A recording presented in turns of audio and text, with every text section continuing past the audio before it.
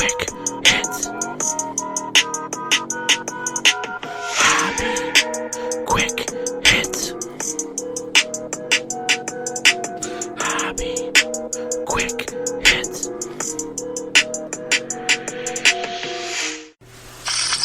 It's time for Hobby Quick Hits. Hobby Quick Hits. A sports card podcast where we tackle the hobby's hottest topics in depth to help you navigate the sports card landscape and enjoy the hobby we all love. Here's your host, John Newman.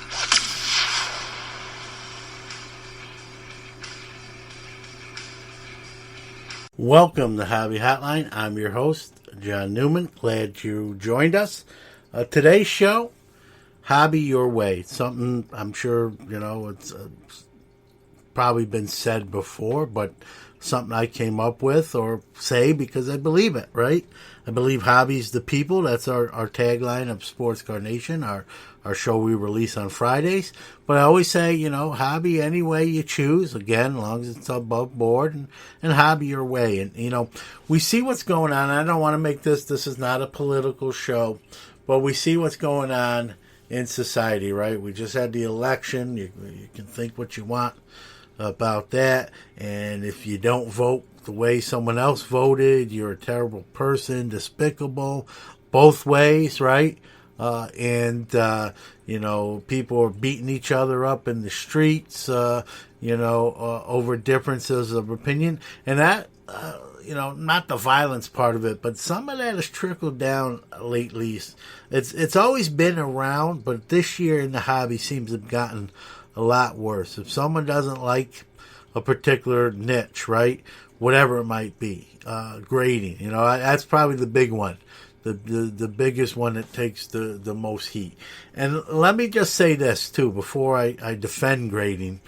Grading is sort of its own worst enemy too. Some of the scandals that have happened, the black label with BGS, the Zion Prism that was clearly not a black label that got that designation, PSA with the trimming scandal, and rumored to give favorable grades to certain people, and the long waits. I mean, there's a lot of black eyes in the grading niche, and most of them, not all of them, most of them self-imposed. Okay, they can't point the fingers. They got to have some accountability. Most of the time they don't, let's be real. But ultimately, it's on them. They're their own sort of worst enemy. They can't blame someone else. I know some of the wait times are going to say, well, the pandemic, we're not fully staffed. And I'm not saying that's wrong, but let's be real. The wait times were not great even beforehand, right? They've just gotten even worse, right? Prices have went up, and I could do a whole show on the negatives of grading. Matter of fact, I'm going to do that. Just it hasn't been released yet. But there's positive sides to grading too. But I want to just talk about kind of just the hobby temperature, right? People who don't like grading cards, either they don't like it, they think it's foolish, or they don't understand it. And I was in that category almost 30 years ago myself. And, I've changed my mind. I've had a change of heart, did a 180. I'm not going to sit here and tell you some of that's not financially motivated by it financially. Sure am. But that's not all of it is. And I'm going to do a show where I'm going to go over the pluses of grading. And it's not just dollars and cents. There's other reasons that I'm fond of it, and other people are too. And again, that show will come out when it comes out. But, so, you don't like grading. That's great. That's fine. That's great. But I've noticed those who don't like grading, either they don't like it, they don't think it's viable, they think it's foolishness. That voice, that vocalness has gotten very loud. It's went from sort of a low conversation to a roar. And it's got a little animosity. I mean, people aren't throwing blows in the middle of the street over it. At least I'm not aware of that if it's happening, and it'd be crazy to think. But on social media, people are just getting fired up about it. And I just thought to myself, like, if you want, I get the opinion, hey, grading's not my thing. I think it's foolish. You're paying someone else to tell you what your card's worth, and then you can't hold the card in your hand. It's encapsulated in a thick plastic forever unless you break it out. I like to touch my cards. I don't even think that person's wrong. But it's not their thing, right? But it's my thing, but we've gotten to a point now where you don't do my thing, and this isn't me, I'm just speaking in general terms. If you don't do the same thing I do in the hobby, you're terrible, or you're stupid, or you're dumb for doing that. Don't you see? You're dumb. That doesn't make any sense. You're paying someone else. You're waiting 6 months for your card to come back, and it's gotten, the vitriol has gotten it has increased, and I don't understand why. And not just with grading. I think grading's sort of the poster boy for the point I'm trying to make here, but it's everything. People who don't collect sets are taking pot shots at people who do. People who collect one sport even over another sport are getting sort of nasty with some of the vitriol. Why do you collect football cards? It's only quarterback driven. The wide receivers aren't worth nothing. You got Hall of Fame defensive players that aren't worth anything, and it's terrible. Come, collect this, collect that, and it's gotten, people are putting their flag in the sand and saying, if you don't stand on this sand, you're not with us, or you're terrible and we're good. And I think it's a reflection of what's happening in society, but I don't think it's just that. Everything doesn't translate over to hobby just from that side of things automatically. And so I thought to myself, why is this occurring more so in 2020? The other thing I noticed is people, if you make money, and there's a vitriol to people who make money. And I'm not talking about breakers, but I'm talking about selling singles or buying wax and flipping wax. People have angst towards those folks. And, I myself have experienced a little bit of that is when I've talked about certain things and I've done well with this, or I sold this for that, and I've noticed it's just sometimes you got to read between the lines. No one necessarily comes out and says you suck, and maybe they're thinking that, but I've read through the lines, or I've gotten some comments where I know where they were going, and it's a general angst, or you're making money, you're only in it for the money. And if you're questioning if I'm only in it for the money after 37, 38 years of doing this, no. And I can tell you, I can open my books and show you a more than 1 year, folks, where I've spent more than I made. And so if it was about making money and that was it, I probably would have quit many years ago. Okay, that's not... Sure, do I like to make money? Again, I'm an honest person. I'm not turning this mic on to just blow smoke up what. There's enough of those folks. We'll leave it at that. I'm going to keep it real. Sure, I like making money. I do. But the hobby's more to it than that. I started as a 7-year-old kid for the pure love, and before there was even price guides. That was 1979. I'm not aware of any price guide that really existed, at least the way we know Beckett magazine did, when they came along. And so I got in it in the purest. I was just a baseball kid, and I saw cards on the counter, and the rest is history. So I got in it from a pure stage. Then I worked at a card store and was helping them and seeing the business side of things and amassing a decent inventory from working at the card store, spending basically everything I made plus money I was getting, allowance or whatnot. And the more cards that I built up a collection, and some friends of mine said, hey man, you should sell your stuff. You got some collection. At 15 years old in 1987, I did my first show. And if you've heard any of my shows, you know that first show, I've been outward about it. This is 1987. I'm 15. I made $1,500 that day. And that's a good chunk of change in 1987. And then it's an even better chunk of change when you're 15 years old and you're walking around with that kind of money in your pocket at that time. And so that was it. I was in, It wasn't just about the money, though, and I want that to be known.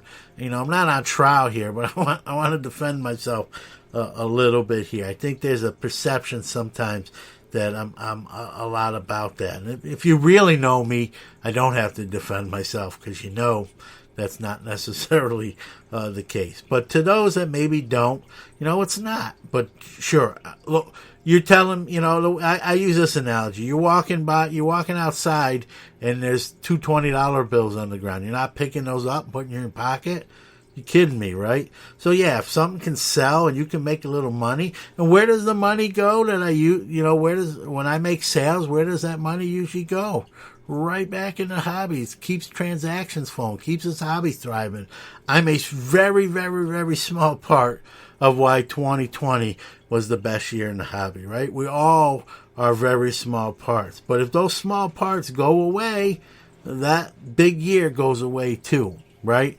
And so, we got to stop being detrimental to people who sell.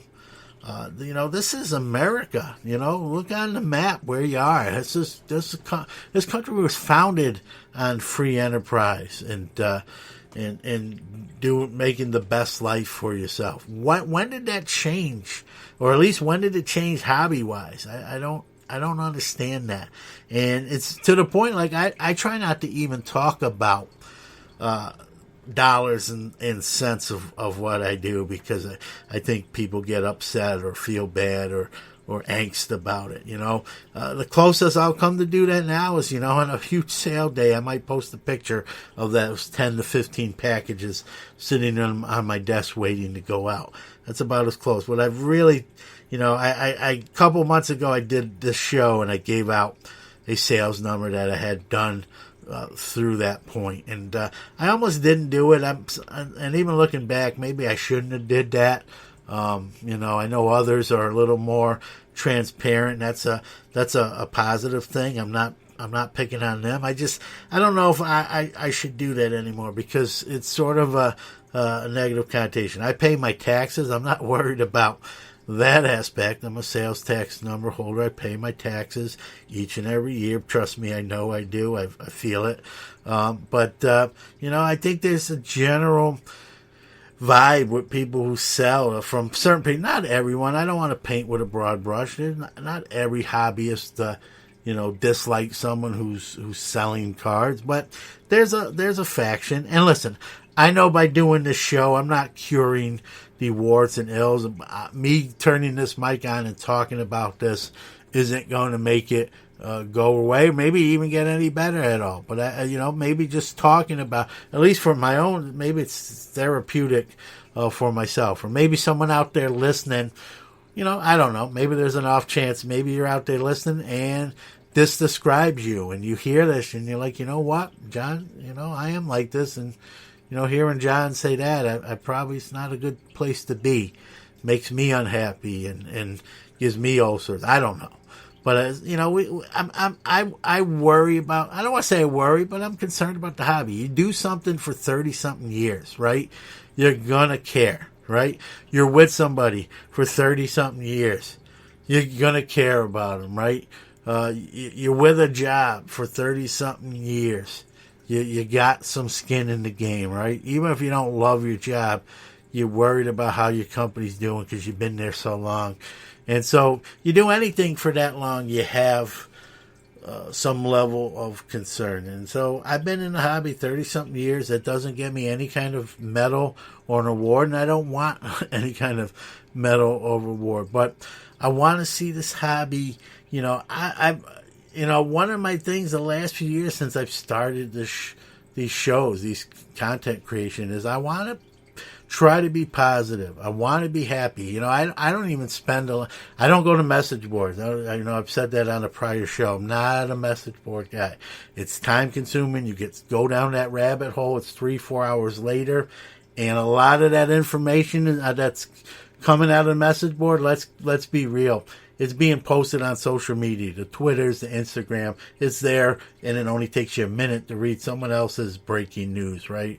this person found trimming cards. This company is doing this. This card sold for that, right? You don't need to spend 4 hours on the message board to get that information. And for me, where I'm at in my city, like, time is of the essence. And so I don't go to message boards, but, you don't have to go to message boards to see the angst. And I can imagine and I've had other people tell me, man, you're lucky, John, you don't go to message boards because it gets ugly in there. And, I try to steer around that. Even on social media, even on Twitter, I've really, especially this last 6 months, I'd say, I've really focused on not really just scrolling too much for hours on end, certain people, I'll read their stuff and I believe in liking and supporting people you care about or you like or have a fondness for. That's a good, positive thing. So I'm going to continue to do that, but I'm just not going to spend hours on end scrolling through tweets and maybe 30 minutes here and 30 minutes there, and not necessarily even every day, and so weekends I do little things here and there with the hobby, but we got Hobby Hotline on Saturday mornings if I'm on, or if I'm not on, I'll sometimes watch. Sometimes I'm not even watching. I'll be full disclosure, I may not watch the show live. I'll just catch it later on, or I'll maybe not even the same day. Maybe it'll be Sunday or Monday before I see it. I always watch them all. I mean, I'm involved in the show, but weekends especially, is kind of like I'm doing stuff around the house, and getting stuff tidied up. But some weekends are different than others. Maybe I have an interview scheduled for a Saturday or Sunday. Nothing I can do about that. I want to get the interview done. But I've really just tried to steer clear of that negative context, that negative tone. Can I do it 100%? No, you can't. I don't know if I want to do it 100%. I want to see both sides of the hobby. It makes me appreciate the positive side more, right? If everything is gold, right?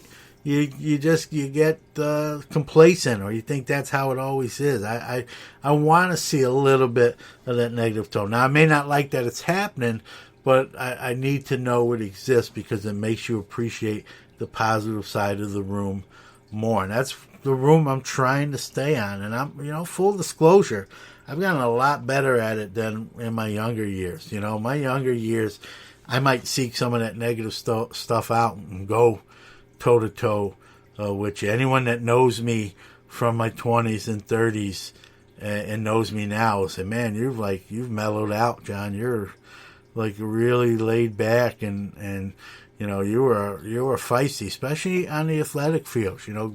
I still play competitive softball, but as a younger competitive softball guy, I was a hothead, for lack of a better. I'm not proud of it, but I would jaw with the umpires. I've been thrown out of games.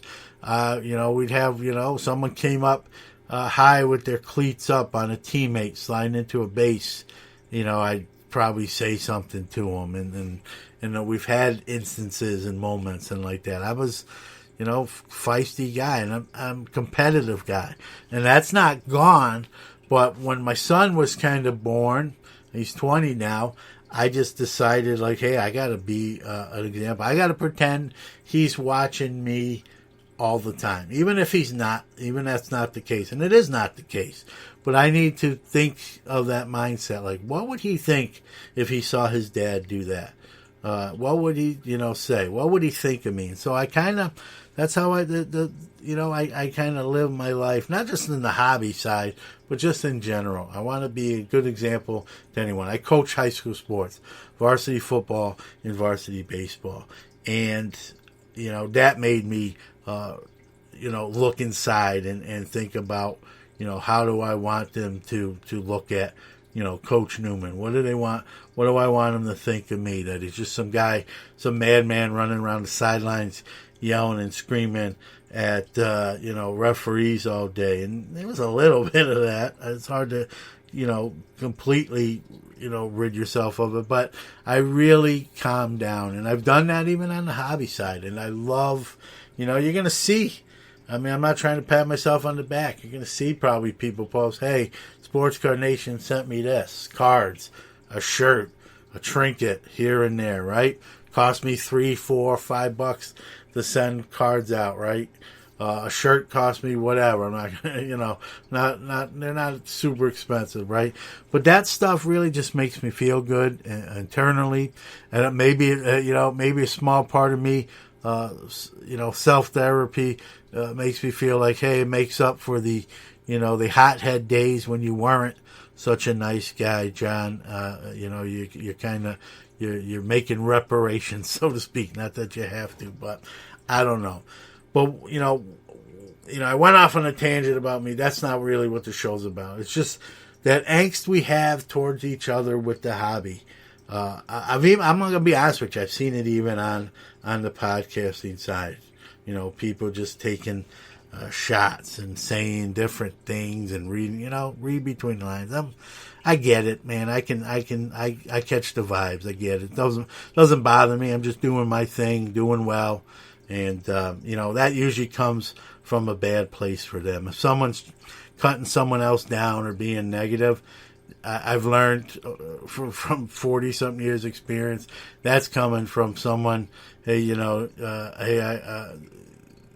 maybe a place of jealousy, and it's just easy to be cutting with your words. And, when I see it, it's funny because I just talked about when I see it, the younger me would probably respond really to it and say, shut the blank up, right? Or say it to my face. And the older me now realizes where it comes from, and you won. When you see that, you've already won. One of my favorite books besides the Bible, which is number one, is Sun Tzu's The Art of War. A lot of strategy in there that I've applied to the personal side, my coaching side, and even a little bit on the hobby side. When someone's taking little shots at you, whether it be podcasting or what you do in the hobby, grading, but you won. Because usually, I'm not saying 100% of times, high percentage of times, it comes from a place of jealousy. Someone it wishes internally they were where you were. And what do?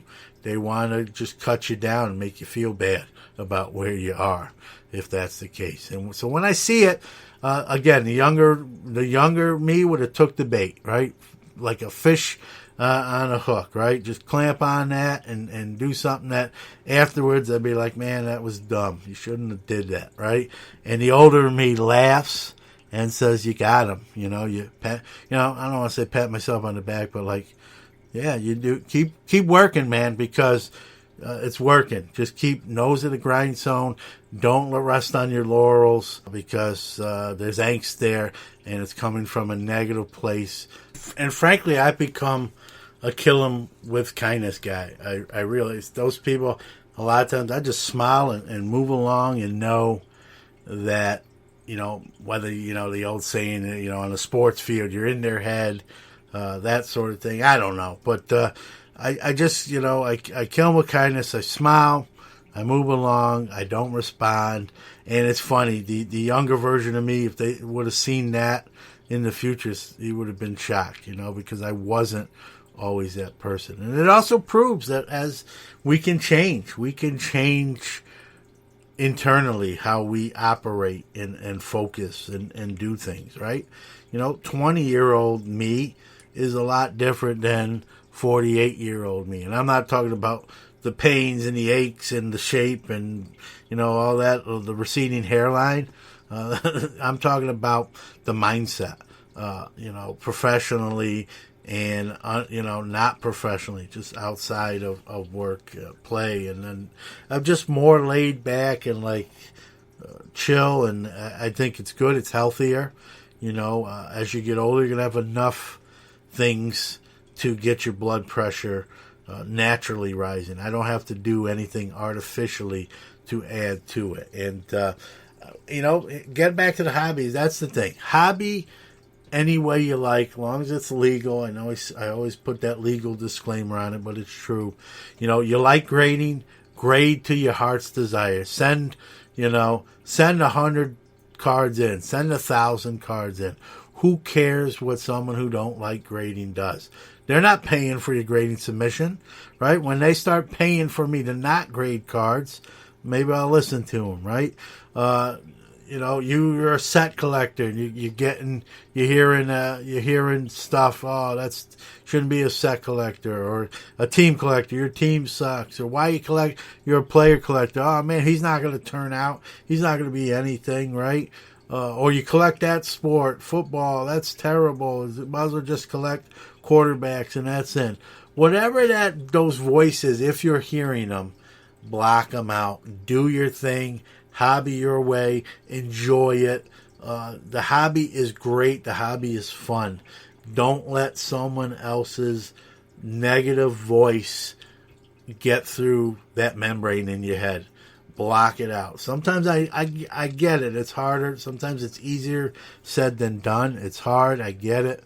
But do things to be happy hobby, right? I call it hobby happy, right? For me, it was eliminating message boards, just filled with trolls and people poking bears. And I said, you know what? This isn't no fun. And everything I'm getting in the 3 hours on a message board, I can get in 1 minute, most likely on a social media thread. So I made decisions like that. Figure out ways to avoid that negative noise. Steer clear of it, right? Whatever you have to do, whether that's follow or unfollow, listen or not listen to some, avoid message boards. In my case, hobby happy. Don't let someone, this is a wonderful, great hobby. You got in it most likely for the right reasons. Don't let someone else's negativity, maybe they're in a bad place in their hobby, don't let that ruin yours, right? It sounds terrible, but they're in that boat. Don't get in the boat with them, right? Get in your own boat, row your own way, do it the right way, have fun. This hobby can last many, many years. Trust me, 30-something in my case, and still going, and so can for you. You just got to kind of block out that noise, hobby your way, enjoy it, and let's end it right there on a positive crescendo right there. Enjoy the hobby any way you decide to do it, whatever form or fashion, whatever sport, grading, no grading, set collector, no set collector, player collector, super collector, team collector, online exclusive, open wax, I don't open wax. That's all your decisions, right? It's your money. It's your discretionary income. Don't let others dictate what you do. And if you do, you'll always regret that. So don't do it. So enjoy the hobby. Thanks for listening to Hobby Quick Hits. We'll see you next week. Hey, folks, thanks for listening to the show. Wanted to give out our social media links where you can follow the show even when you're not listening to it. On Twitter, we are at Hits Hobby. At Hits Hobby, HITSHOBBY. On Instagram, we are at Hobby Quick Hits Podcast. At Hobby Quick Hits Podcast, all one word. Our website is www.sportscardnation.net. Look for the link to Hobby Quick Hits. You'll find us there. And you can always text us on our text line, area code 315-491-0239.